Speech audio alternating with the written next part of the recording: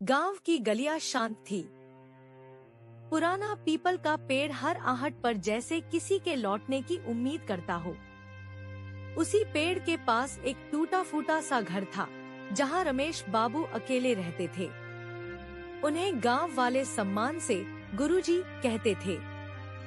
जीवन भर स्कूल में पढ़ाया, लेकिन अब रिटायर होकर अकेले रह गए थे। उनकी पत्नी सुमित्रा को गुजरे 12 साल हो चुके थे, लेकिन उनकी एक बेटी थी, श्रुति। श्रुति रमेश बाबू की जान थी। जब सुमित्रा नहीं रही, तब रमेश बाबू ने माँ और बाप दोनों का फर्ज निभाया। बेटी को पढ़ाया, हर सपने को सच करने की कोशिश की। श्रुति जब छोटी थी, तो शाम को स्कूल से लौटते ही पापा की गोद में बैठती और कहती, पापा, आज टीचर ने मेरी तारीफ की। रमेश बाबू का चेहरा ऐसे खिल उठता जैसे भगवान ने वरदान दे दिया हो। समय बीतता गया।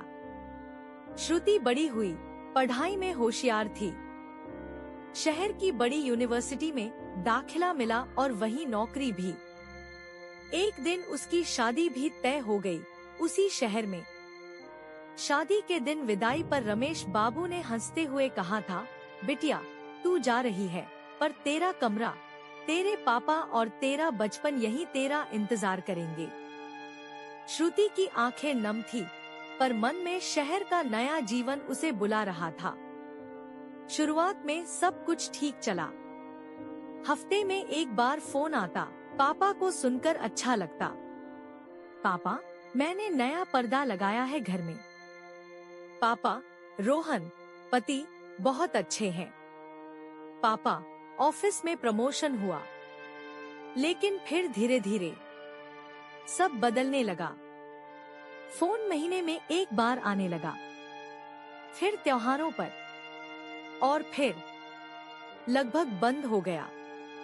रमेश बाबू हर सुबह अखबार पढ़ते हुए दरवाजे की तरफ देखते रहते। शायद आज कोई चिट्ठी आए, शायद आज बेटी का फोन आए। लेकिन दिन, महीने और फिर साल बीतने लगे। हर साल बेटी के जन्मदिन पर वह एक चिट्ठी जरूर लिखते। बिटिया, इस बार आ जाना, तेरी पसंद की खीर बनाऊंगा। अकेलापन अब दोस्त बन गया है, मगर तुझसे मिलने की उम्मीद अभी भी बाकी है। चिट्ठियां जाती रहीं, पर कभी जवाब नहीं आया। पड़ोस में रहने वाली कुसुम आंटी कई बार कहती, भाई साहब, अब आप शहर क्यों नहीं चले जाते? अकेलेपन में जीना आसान नहीं। रमेश बाबू मुस्कुरा देते, मैंने अपने जीवन की जड़ें इस मिट्टी में डाली हैं। बेटी अगर चाहेगी, तो यहीं आकर मुझे गले लगाएगी। एक दिन रमेश बाबू बहुत बीमार हो गए। चलना मुश्किल, बोलना धीमा। कुसुम आंटी ने डॉक्टर बुलाया, सबने समझाया कि अब ज्यादा वक्त नहीं बचा। उस दिन रमेश बाबू ने कांपते हाथों से एक चिट्ठी लिखी, बिटिया, ये शायद मेरी आखिरी चिट्ठी हो।